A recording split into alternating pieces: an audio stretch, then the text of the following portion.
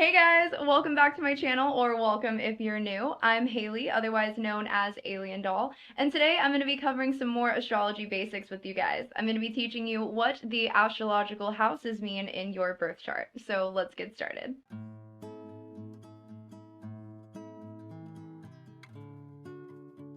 So in a previous video, I covered what the planets in your astrological birth chart mean and how their energies influence your personality. Today, I'm covering the houses. Each planet in your birth chart will be located in a house. These houses each represent an energy. The energy of each of the houses will determine where the energy from each of your planets will be expressed the most in your personality and in your life. So let's start with House 1. House 1 is called the House of the Ascendant, otherwise known as the House of the Mask. Your rising sign will always be found in your first house, because your first house is the house that represents your primary means of expression. It is who you show up as in the world. It is the energy that you radiate naturally. It is the energy that you give off without really even trying. House 2 is called the House of Resources. This house relates to the things that make you feel materialistically secure. So this represents your income, it represents your money, your wealth, your resources, the things that you keep around you to help you feel safe and supported. The third house is called the House of Open Perception. This house relates to the people immediately around us, like our family, our friends. This house also relates to the things that affect our realm of perception. Travel, hobbies, friends, family, things that are immediately in our vicinity that affect the way that we perceive the world. House 4 is called the House of Nadir, otherwise known as the House of Home and Roots. The fourth house can represent how we were nurtured as a child, the relationships we have with our family, the relationships we have with our home, the relationship that we have with the things that are supposed to bring us stability and security in the world. The fourth house can also represent the environments that we create for ourselves and how and where we feel the most comfortable and why. The fifth house is called the House of Joy and Bliss.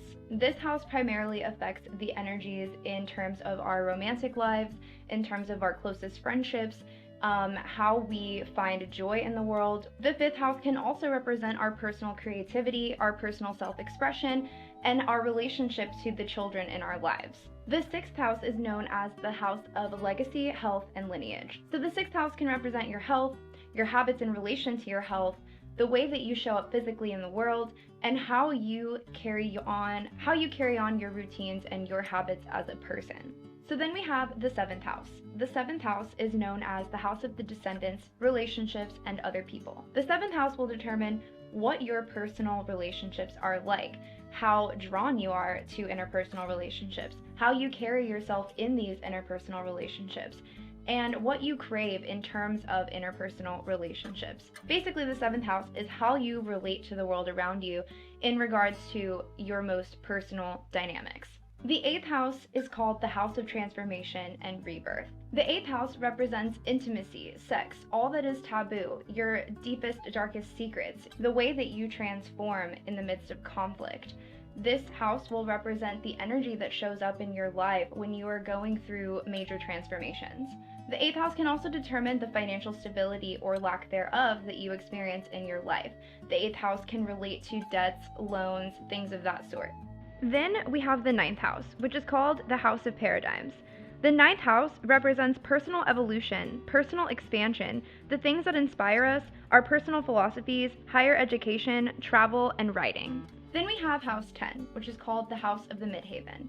This house is where you will find your ideal purpose, your career, your ideal destiny, the things that would bring you the most opportunity, abundance, joy, and success in your life. The 10th house can represent how you would best show up in the world on a contributional level, what you can do and accomplish in your lifetime to bring you the most success and happiness. The 11th house is called the House of Friends and Future. The 11th house can determine how your networks, your friend groups, and your relationship to technology affects not only the life you live now, but the world that we are creating as a collective consciousness for the future. And last but not least, we have the 12th house. This is the house of spiritual liberation. The 12th house connects to the subconscious mind on an individual level and also on a collective consciousness level. The 12th house determines your relationship to spirituality, mysticism, mysteries, and all things taboo. The 12th house will determine the relationship that you have to your own intuition, your own spirituality, your own karma, and that of the entire collective consciousness. So there you have it. This has been a super simple breakdown of the 12 houses in astrology. There's so much more about that, but we'll delve into that on a later video. Make sure you hit that subscribe button down below to get notified every time I upload a video, and let me know down in the comment section what house your sun and moon are in. If you don't know what house your sun and moon are in your birth chart, make sure you hit the link in the description box where you can find out how to work one-on-one with me to delve deeper into your birth chart. Alright guys, well that's all I have for today. See you next time. Bye!